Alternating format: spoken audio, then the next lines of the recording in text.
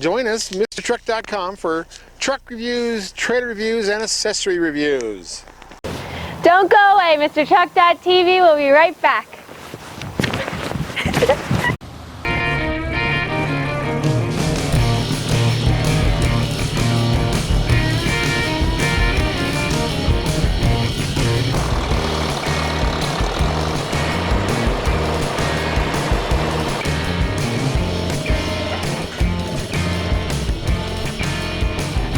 Welcome, folks. It's Mr. Truck. It's Kent and Kelsey.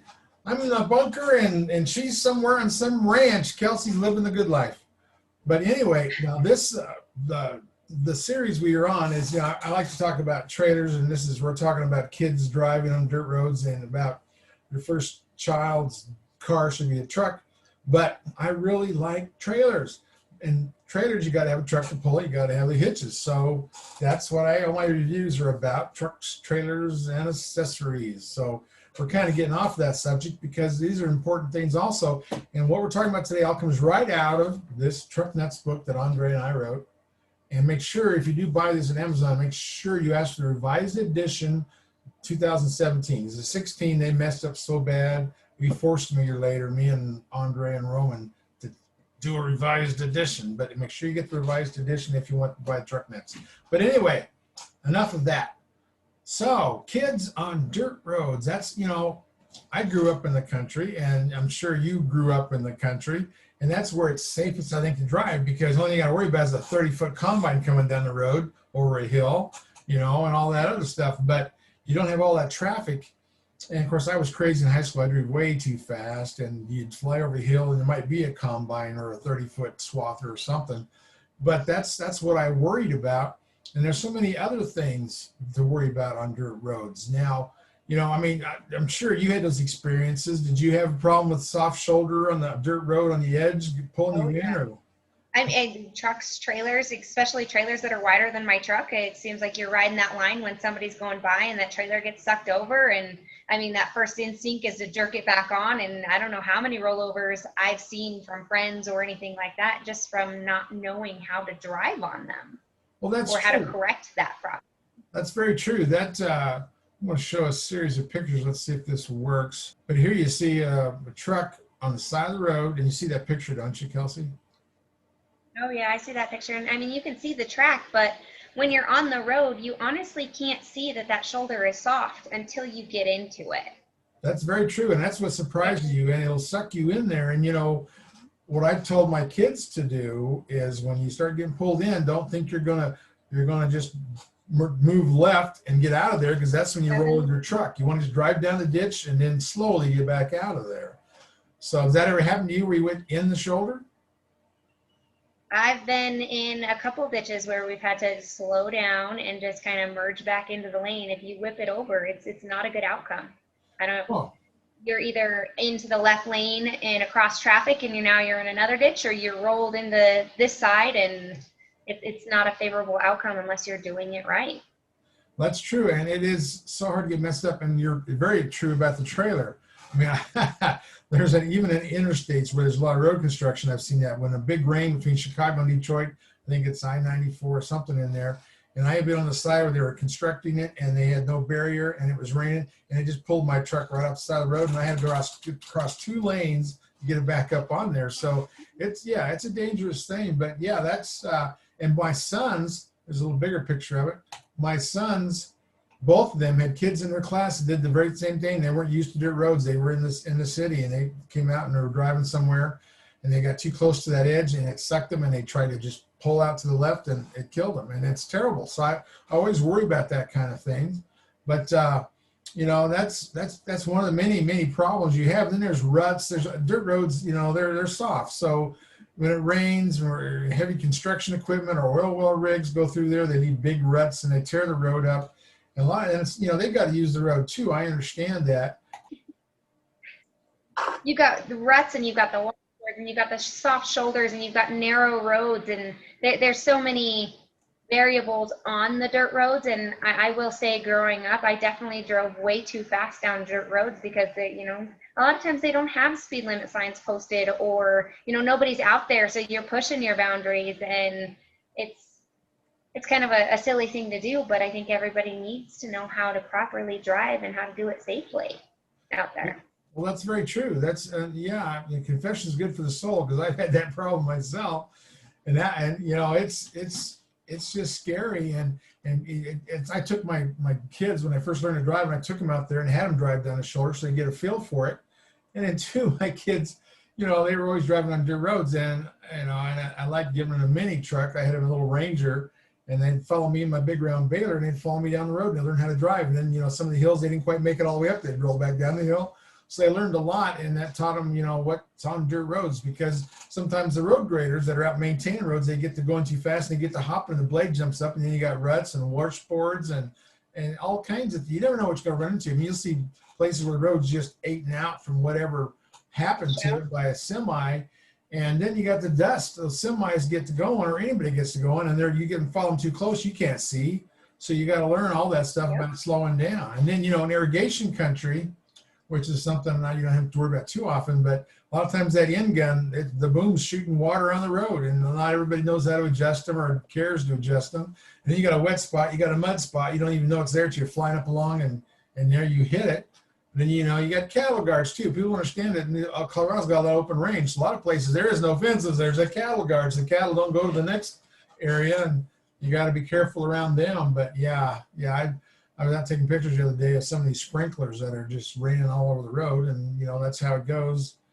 But those things are designed to shut off and they get to that point, but they're not always adjusted. That's how that is. But yeah, that's the dangerous part of that. And you know, that's what happens is those kind of things, the ruts, the soft shoulder, they grab your steering. So you got to be hanging on, because it can move your steering wheel around and you don't know what's happening. Yeah. So it's a good place to be really awake. And, you know, but there's so many conditions, the mud, all these things that happen to you. And even the washboards, they'll get you hopping down the road. And then you lose control. Well, and them washboards, I don't know how many times growing up I was thinking, you know, go faster, and they kind of just equal out, but that's not the right way to do it either. Yeah, that may be a really fast speed before you get to that point where you're jumping across them. But yeah, it is. And, you know, and like you say, trailers is a whole other thing too. You got to control that thing back there. And that's hard to pass people pulling trailer, especially if, you know, it's an 8.5 foot wide trailer or whatever. You don't have enough room, because the roads are supposed to be 24 feet, but they're not all 24 feet. And, you know, it's just, yeah, then you got animals. You got deer running across there. You got antelope running across there. You got, you know, who knows? The neighbors are running across there. And there's always a dog out running around. You know, I used to drive to school. I was always late, and I drove too fast. And one neighbor that had a pig farm, and he always warned me, you know, slow down, or I'm going to throw a barrel out there. And he did sick his dogs on me a few times. The Dobermans were chasing me down the road. But yeah, that's how that works.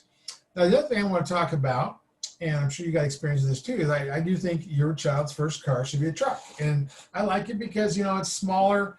You can't put too many friends in there. And, you know, I think they're made heavier, and you can keep them longer. And then when you go to college, you can move to college. You can put lawnmowers in there, make some money for the old man. There's all these things you can do. I think it lasts longer. But, you know, you've had a lot of experiences with trucks. I mean, you've got a lot of trucks. You guys have a truck collection. And I know back in high school, you probably drove a truck. Did you hear that? Was that Bronco? Is that what you drove? Was the Bronco? No, it was an F-150 in high school. It was an F-150. That was my first truck, and that's what started this whole mess. I have had Fords. I've never owned a Chevy yet, but we've worked on funny. We've replaced motors in them. It's just one of those, we just haven't bought one yet. Yeah. But no, I do believe a truck should be, sorry. Oh, go ahead. I believe that a truck should be a kid's first car. The visibility alone, sitting in even just a Ranger or a mid-sized truck, they're taller, they're safer, they are built heavier. It's what I'm going to put my kids in for my peace of mind and their safety. Just knowing that they can drive down the road, and it's hopefully not going to break down, and if it does, they should be equipped with the knowledge to fix it. And if they want to haul around a trailer because they're going to a rodeo, or if they want to haul around anything else, throw some camping gear in the back, or a small camper, or whatever they need, move some hay because we're on a hay farm, they've got the options to do it, versus having a car where we're There's a couple people that show up to our hay farm and they're loading hay into like the back of the Durango, or I have a lady that folds her seats down and throws them in the back of a car, and it's just not feasible for a kid to have a car for their first car. And I understand they're probably going to be a little harder on it with it being their first, but it's some good knowledge and driving skills, life skills that come with having a truck. Well, yeah, that being tall, you're absolutely right. I have an accident about every 20, 30 years, not very often. I'm in a tall truck. Well, it's not as tall as your truck, but to me, it's a tall truck. And my wife, she had a car crash every 2 years, and nobody could see her. Semis would run into her, all kinds of things would happen in your little car, and people don't see it, and you don't have the visibility like you were talking about, and that makes a big deal on that. But and my one of my granddaughters, I've got 6 of them. She was in an accident in her big Chevy. So Blue Chevy? Yeah, it's a Chevy stepside. It's one of my project trucks. But I mean, you can get the kids an older truck and fix it up and have fun helping them fix it up. I've done that with my kids. And two, but my granddaughter, the Chevy she was in, she was driving to the intersection and some guy ran the stop sign and T-boned her, and she was in a big truck and it hardly hurt her. The other guy, his vehicle was totaled out. And that's part of the magic of that. And on dirt roads, they're usually nice wide tracks, so it's more stable. And you can start off with what I used to call mini trucks. Now they're called mid sizes. So you see that the frontier there. But that you got so many choices out here. And oh, look who's that! You see who that is? Did your picture pop up? Oh, there it is. Oh that's boy, the that's opening really photo. slow. Yeah. So there you are in one of your lifted trucks, but that's your eco diesel. So that's the cool one out there in your pasture. But yeah, and that's one of those safe things is those trucks. And I'm sure your kids eventually someday will get one. Here's a Ranger pulling a little ATV trailer. Oh, yeah, there's that Blue Ranger with an ATV trailer on. Yeah. And there's so many choices and brands now. You've probably not seen this one yet. Oh, you guys. Did you get it yet? Mm-hmm. Okay. Is that David? Hey, that's a cool picture. Yeah, my oldest son David. He's so excited because he wants to buy a truck. So you have a lot of fun out there. We worked on vehicles, me and my kids worked on trucks and had a good old time. And this here is whenever you get to see this picture, this is I think a Nissan. With the 4-wheeler? Yeah, it's got my little Honda Quadra 250, whatever on there. And that's the cool thing about it is you can get this, the kids can keep a truck for a long time, they keep it forever. I mean, I've got nephews that have had trucks and I sold them 20 years ago when I was selling trucks. But you can throw lawnmowers in there, make money, you haul garbage, haul trash. I mean, if you have a truck, everybody always wants to borrow it or have you use it for something. So you can't fault them for that. And I do. I think that they can last forever. I mean, you always put engines and transmissions after a few 100,000 miles. But yeah, and they don't. It'd be a great thing to have to move to college. They don't have the same top speed as like a muscle car. So, my dad got me a 6-cylinder first off. So he knew I was going to drive too fast. He wouldn't let me have a V8. But you can control that. You can get these vehicles with 4-cylinders if you need to. So that's what I think about that. So that's 2 lessons I think that have to do with your kids. And if you can't grow up in the country, like we did, and get out in the pasture and learn it, it would be really good to just take them out somewhere in the country. Yeah, I took my daughters way out in the country, out by the grandma's place, just so they can get a feel for the shoulder of the road and a feel for some of that dangers on those dirt roads. Because it's different, but it's slower too. I mean, yeah, there's some crazy guys out in the country, but in the city, you got 6 lanes, 10 lanes, whatever it is, and everybody's trying to figure out what color the light is, and it's dangerous. To me, I was just glad that my kids all got to learn to drive in that country. So hopefully you folks know somebody out there or have a grandparent or uncle in the country and take your kids out there and they're ready to drive and get them out in that pasture. So I can't run into anything. Pasture I mean, just finding some country land with some dirt roads to it, teaching the kids the skills, and that does turn into a life skill, because if they can go from the city to the country and be safe both ways, going to help them out long term so that they don't hit that soft shoulder and roll into a ditch or end up in the other side hitting somebody, or heaven forbid they hit washboards or a pothole or anything like that and something happens to them. Well, yeah, So that's it's very. Yeah, that is an adjustment, going back and forth. Like me, I grew up in the country, moved to the city, and I was weirded out, and I just had to start locking my truck. And then I moved back out in the country now, and I have to concentrate when I go into town. I have to really be sharp in watching things because I kind of daydream out here in the country. So you got to be able to keep adjusting back and forth.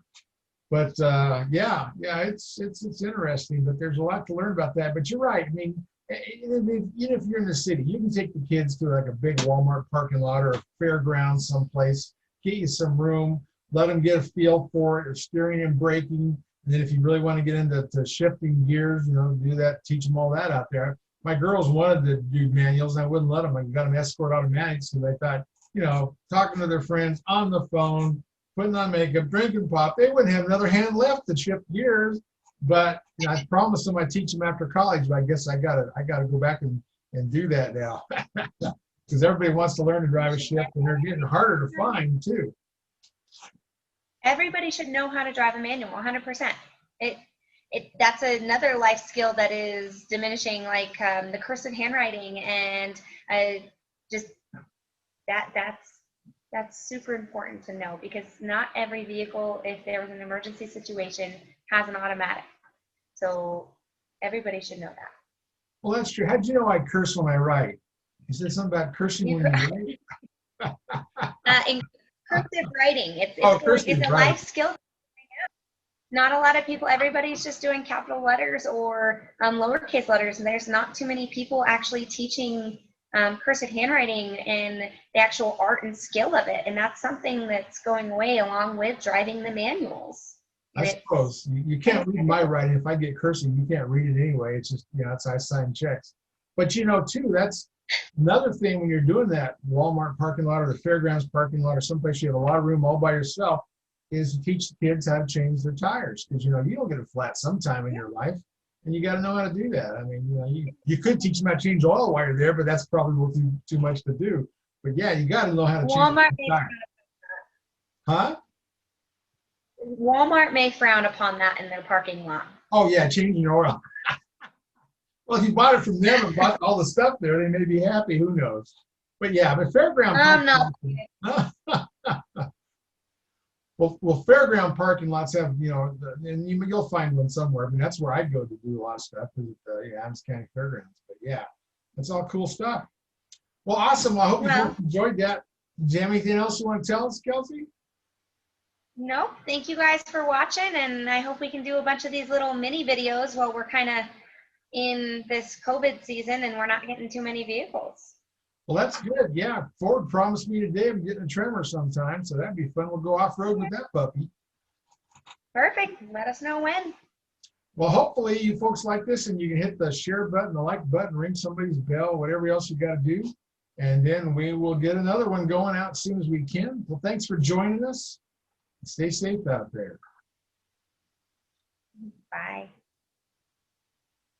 I know my background's really cluttered, and yours is pretty easy, but you even got the kitchen sink? You got everything, and I've got the sink. There you go. Well, that's good. We can throw in the kitchen sink. We have it all. Well, next time we will see you right here, same channel, same MrTruck.tv.